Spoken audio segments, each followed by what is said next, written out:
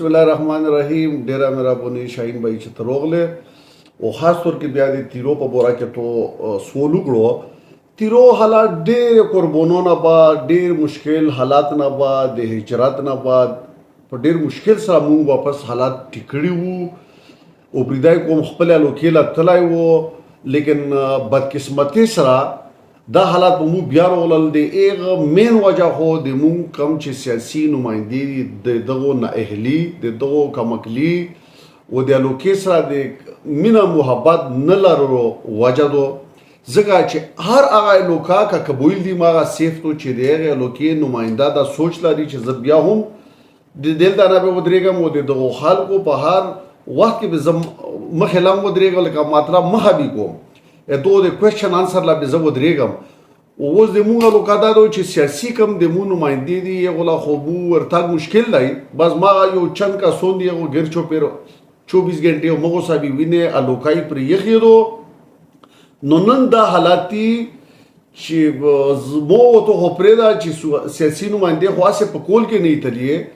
چې سکیورټي ادارې چې ولته سیم حالات دومره ورته خراب شوي دي. ولته زوړه تنظیمونه واپس راغلل، حالات هغه دي ماټر ګولې غورځېږي چې کم به زورونه وو هغه بالکل تباه شول. نو د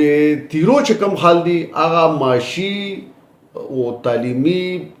هر لحاظ باندې امن چې د لوکې کم دی ډېر زیات خراب شوی دی. او د ټیکېدو یې دا مطلب پاسبلیټي یې دا دو چې بیا مونږ دا کم بوج مونږ په کم په نمایندو سره ورچغولای دی په دا مونږ پوه شو چې دا مسله نشي حل کولای او دا قوم واپس ته دا اختیارات واخلي او ټول قوم ودرېږي او خپل لوکې له امن روالي دا یې یوه پوسیبلیټي و. حاجي که چېرې تاسو به طور الیکټډ هغه راغلی وای تاسو به څه کولای تیرو دپاره؟ نو دا خو زه څه کولی شم ویلی چې زه یې کړی نه یم. که زه وای بیا به سره داسې حالات پرې راغلي نه وای. دا سوال نه بیلویږي. زه ویم چې یو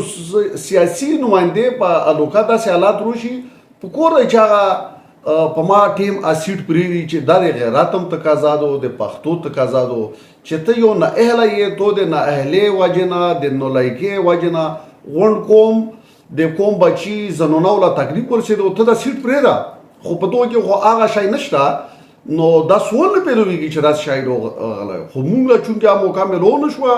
نو کارکردګي چې کومه موږ اوس په الفاظو کې نشو ویلی. ځینې شیونه په پرفارمنس باندې حل شي، صرف په الفاظو باندې نشي حل. بل حاجي د ایران او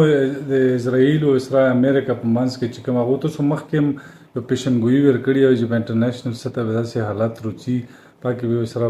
پاکستان یا داسې نور ملکونه هم افیکټ کېږي.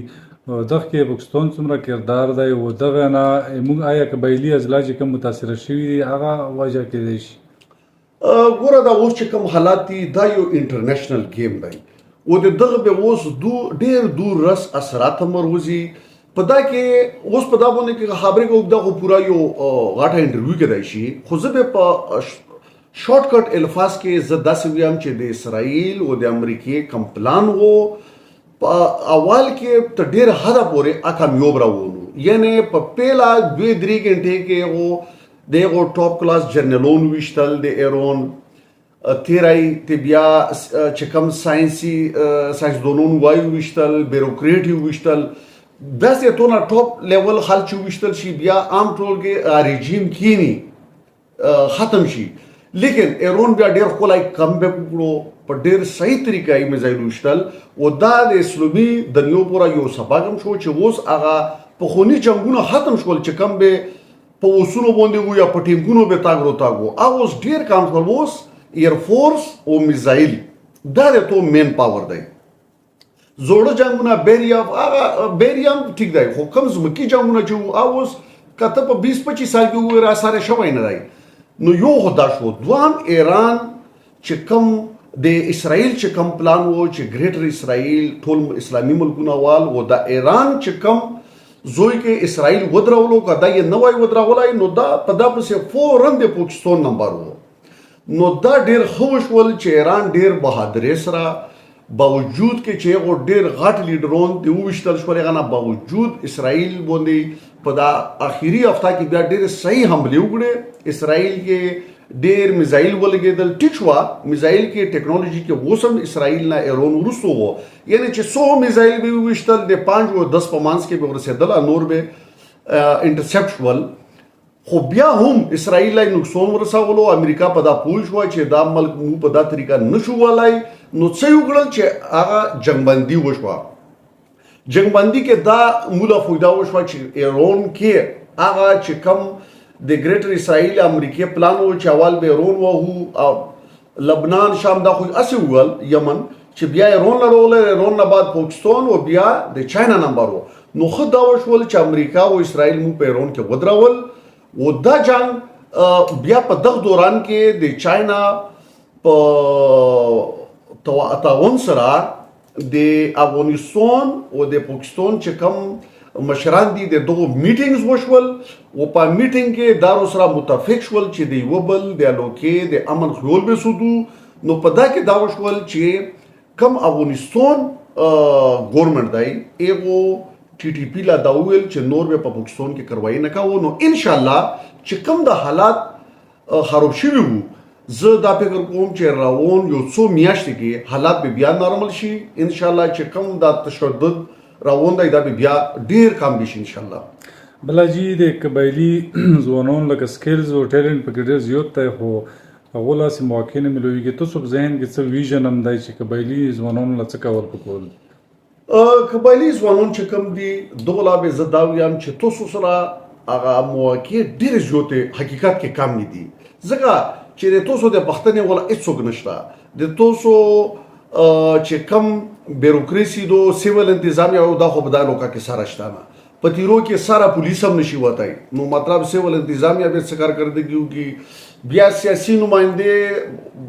د باوجود دا کې چې دومره سخت حالات تر شو داسې نو لایکه خلک بغیر سواجی لګلی دي چې مخکې نه وی چې کدا کمبا وی کا بوتال وی کا څه شای وی بس دا مولا کبیر قبول دي نو کمبا بوتال به بیا تاسو څه غمو کی لہذا تاسو به اپنی مدد آپ کے تحت خپل مهنت کا وہ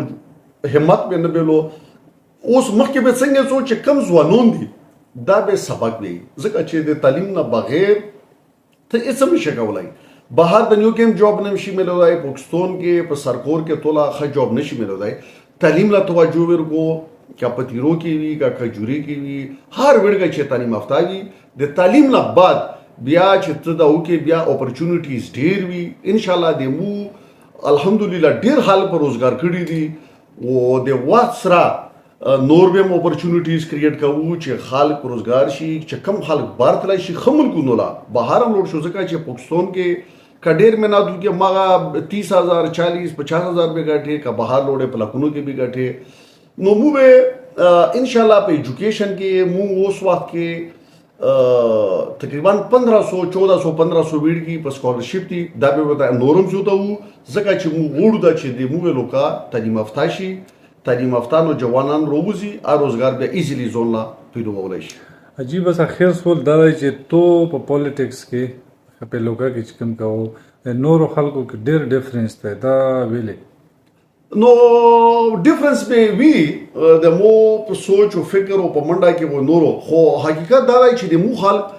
هغه شای نه خو خوي چې کم زکو مو پریکټیکلی یو کور کوو په تعلیم په صحت د لوکي هغه خلکو باندې چې کم مزور دي یا کونډي دي یعنی هغه طبقه چې ډیره کمزوري دي و دل دا حقیقت کې دا دی چې دل دا د مونږ چې کومه لوکادو په دا کې یو څو پارټي دي چې هغه دا بالکل داسې يرغمل کړی دو دغه په شکنجه کې دو اوس د ایغو نارخل کوم صرف سیاسي سوچ وای نو موږ په ډېر کوشش هم راوای مو صرف دا سوچنا مو زیات کوشش دا دی چې مو د مهنت د کوشش د وجه نه الوکیلا د الوکی خلکو لا خیر ورسیږي ان شاء الله مو چې کوم طریقه راوونیو مو دا وینو چې ټیک ډیر محدود ستا باندې به الوکیلا فویدا راسي خو په دمو پویګو چې الوکیلا فویدا دو د مو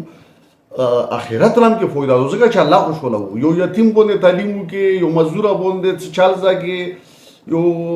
مسکین سره خوږي یو کونډه خځه سره خوږي دا باندې الله شو دیږي نو مهنت ټیک دی